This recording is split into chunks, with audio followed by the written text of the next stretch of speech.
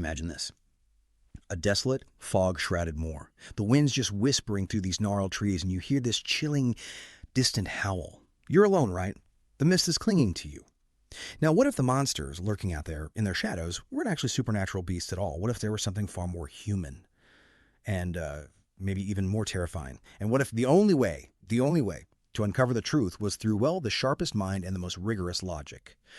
Welcome, everyone, to another deep dive. Really excited about today's material. We're heading into some classic territory. We are talking about Sir Arthur Conan Doyle's incredible masterpiece, The Hound of the Baskervilles. I mean, this is a book that's gripped readers for, over a century now, and for a very good reason. Absolutely. And our mission today really is to unpack this iconic book. We want to explore its unique mix of genres, these fascinating characters, and the themes that still resonate.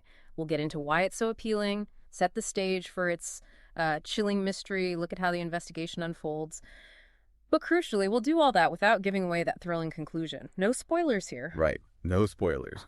And just so you know, you are experiencing a unique two-host AI conversation.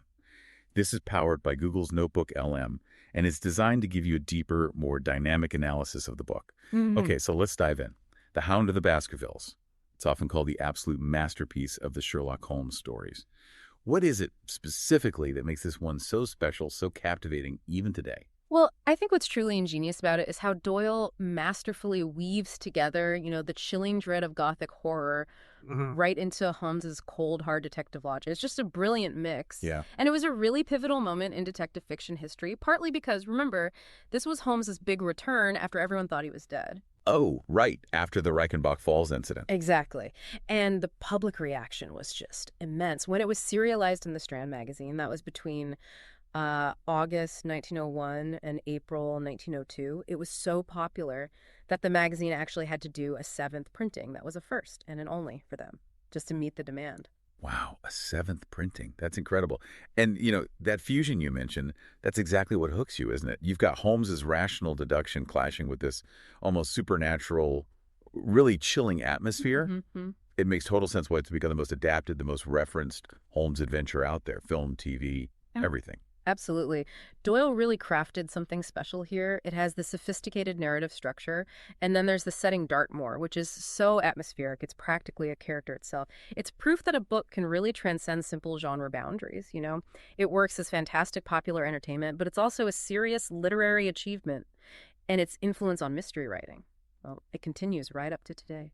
Okay, so how does Doyle actually start setting this chilling stage for us?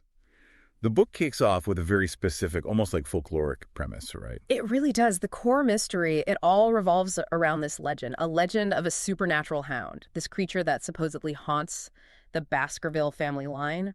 And it connects directly to the recent, very mysterious death of Sir Charles Baskerville. So the story really gets going when Dr. James Mortimer shows up. He comes to Holmes because he's genuinely worried this apparent curse is now threatening the new heir, Sir Henry Baskerville. And that initial scene in Baker Street, it's just classic Holmes, isn't it? You've got Holmes and Watson examining a walking stick left behind. Yeah, the details. Then Dr. Mortimer arrives, and he pulls out this old manuscript from the 18th century detailing the legend, Hugo Baskerville, and this demonic hound. It just immediately sets this ancient, terrifying tone.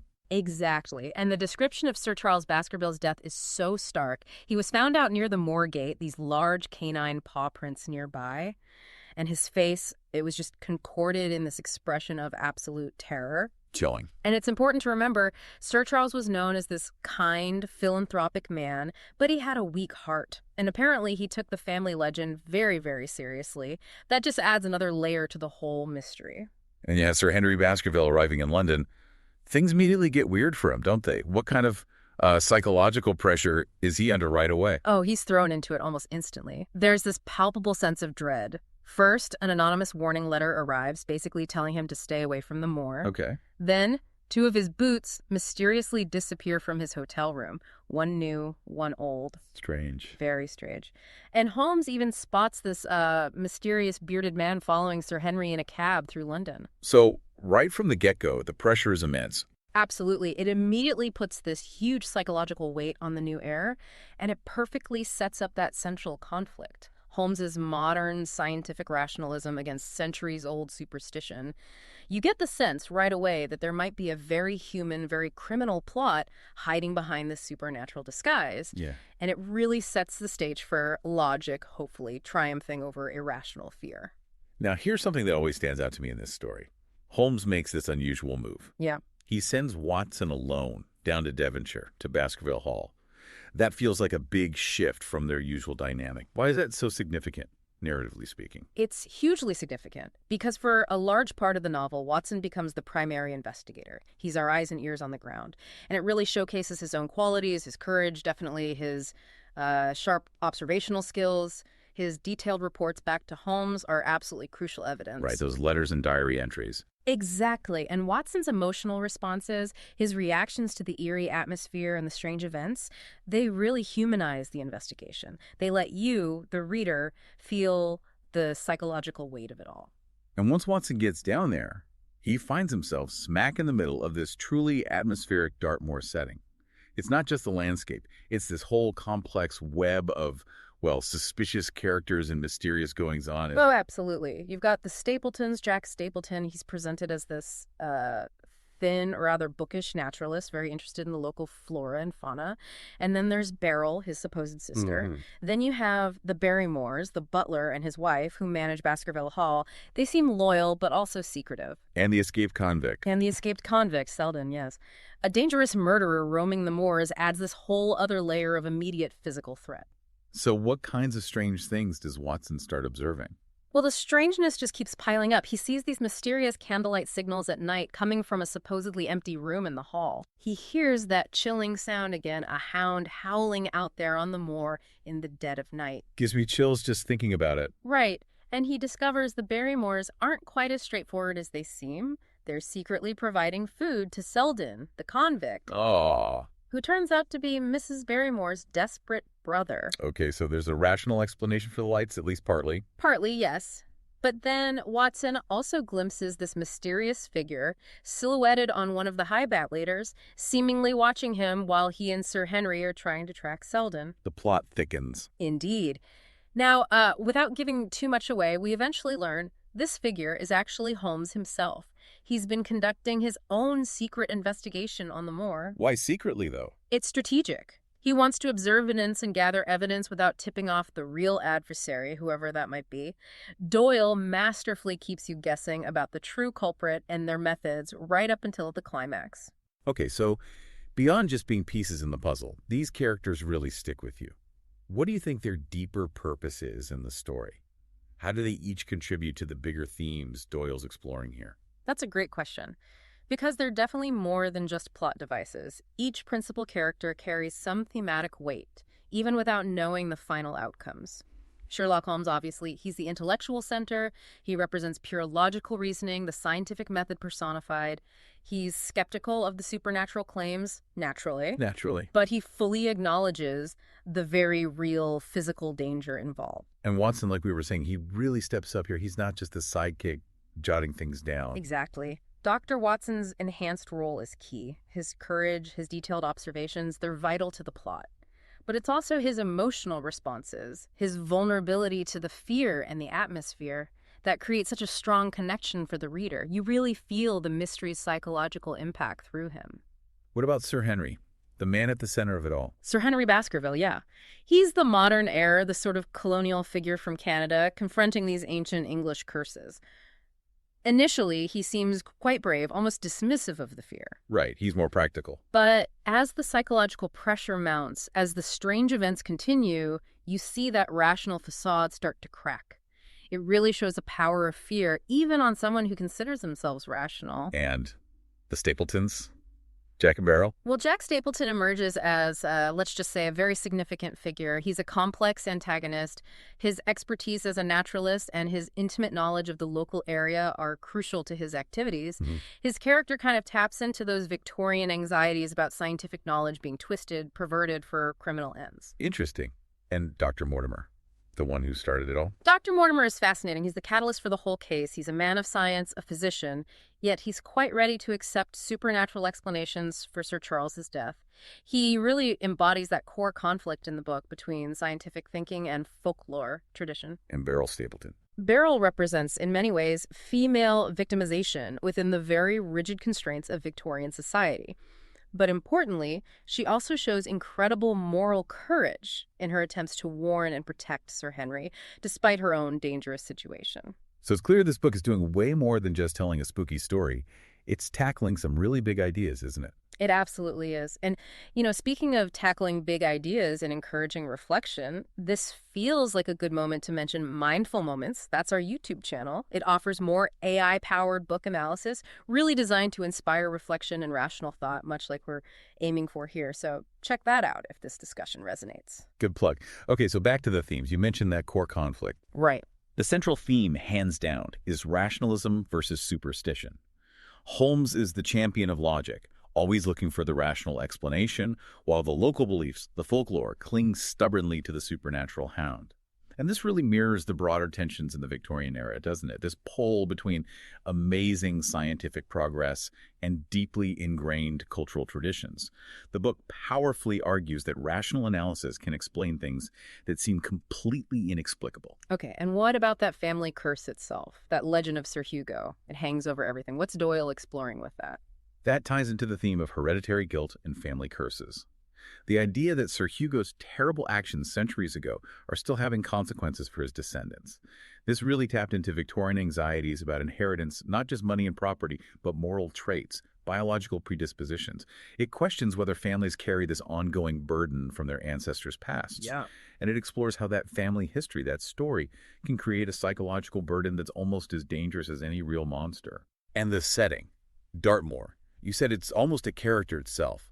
How does Doyle achieve that? What theme does the setting support? He absolutely makes it more than just a backdrop. Isolation and environmental influence is definitely a key theme. Dartmoor's eerie, desolate isolation isn't just for spooky effect. Doyle suggests it actually weakens people's mental resolve. It makes them more susceptible to fear, to superstitious thinking. It's a stark contrast to the rational atmosphere of Holmes's Baker Street rooms in London. It really shows how our physical environment can profoundly shape our psychology, our state of mind. And you've touched on this with Stapleton, but there's this fascinating look at how science or knowledge can be used. Or misused. Yes, definitely. The book explores science versus nature in an interesting way. It shows how human ingenuity and manipulation, things like using specific chemical compounds like phosphorus, perhaps, to create an eerie glow. Oh, like making the Hound glow. Well, potentially creating seemingly supernatural effects, let's say, and clever animal training. These things show that effects that look supernatural can be entirely grounded in physical reality, in scientific principles. So it delves into the criminal application of scientific techniques, highlighting that dark side, how knowledge and expertise can be twisted for destructive purposes. It's really layered. It is. And beyond those big ones, the book also subtly touches on things like Victorian class dynamics, how superstitious beliefs might be seen as more common among the rural folk, contrasted with the skepticism of the educated classes. Though, as Mortimer shows, even the educated aren't immune. Right. It also glances at ideas around degeneration theory and criminal psychology, suggesting perhaps that Stapleton's evil is more psychological than purely hereditary, reflecting contemporary debates on what makes a criminal. Okay, wow. So much depth. But it's not just what Doyle is saying. It's how he tells the story, isn't it? The actual craft is just incredible. Oh, the literary craft is exceptional. The narrative architecture, the structure of the novel is really sophisticated. You can basically see it in 3 acts. It starts with that familiar Baker Street deduction we all love. Then it shifts into this deeply atmospheric gothic horror section out on Dartmoor, mostly through Watson's eyes. And finally, it builds this dramatic revelation and confrontation. The way he structures it creates this fantastic buildup of tension, satisfying both the detective story need for answers and the gothic need for atmosphere and climax. And his writing style itself, it's so vivid, so immersive, you feel like you're right there with Watson, trudging through the mist on the moor. Doyle's prose is just masterful here. His control over atmospheric description is maybe at its peak. The character development, the narrative pacing, it's all expertly handled. Yeah. He uses literary techniques like foreshadowing, symbolism, and really clever narrative misdirection to keep you hooked, to keep you guessing, while hiding key clues in plain sight sometimes. Yeah. And using Watson's diary entries and letters, that was a smart move. It gives the story this sense of immediacy, of authenticity, like you're reading real documents. It also lets Doyle control the flow of information very effectively. Did he draw inspiration from other writers? Oh, certainly. You can see the influence from literary predecessors. Think Edgar Allan Poe, especially in the intellectual puzzle-solving aspect of detection, and maybe Wilkie Collins with his use of multiple documents and perspectives to build a case, like in The Woman in White. Doyle adapted these influences brilliantly into his own unique style. So this book wasn't just a bestseller. It really changed the game for detective fiction, didn't it? It absolutely did. Its critical reception and impact on detective fiction were huge. It really helped legitimize the genre, showing that detective stories could be serious literature, not just light entertainment. It set precedents for atmospheric mystery writing that writers still follow today, and its structural innovations were really influential. And it's just become this massive cultural phenomenon, right? Undeniable. The number of adaptations across every medium, film, TV, radio plays, stage adaptations, it's countless. That alone tells you about its narrative strength, its universal, enduring appeal. It's even studied in schools now, which is pretty amazing for a story about a spooky dog. Well, exactly. Its educational and academic impact is significant. It offers fantastic insights into Victorian culture, Gothic literature traditions, and the development of detective fiction as a genre. And yet, it remains just a cracking good read for modern audiences. Yeah. And you can't forget the tourism and geographic impact either. Dartmoor itself is now forever linked with the Hound of the Baskervilles. People visit specifically to see the landscapes Doyle describes so vividly. It's had a real, lasting cultural and even economic impact on the region. So wrapping up, The Hound of the Baskervilles really does masterfully show that popular fiction can achieve real, lasting artistic significance and be hugely entertaining. It just has this incredibly high bar for mystery writing in popular culture that's lasted over a century. It really did. And maybe a final thought for you to ponder, something the book makes us ask. What hidden fears, what perfectly rational explanations might be lurking just beneath the surface of our own lives, maybe disguised as something far more strange or terrifying? Ooh, that's a good one to chew on. And if you found this whole exploration inspiring, definitely remember to check out Mindful Moments on our YouTube channel. We've got more AI book analysis there, all designed to spark that kind of reflection and rational thought. And don't miss our other deep dives here on the podcast. Okay, final bits. Click the link you see on screen for the really in-depth book analysis. Please subscribe, share this with anyone who might enjoy it, purchase the book via the link if you're inspired to read or reread it, and most importantly, think critically.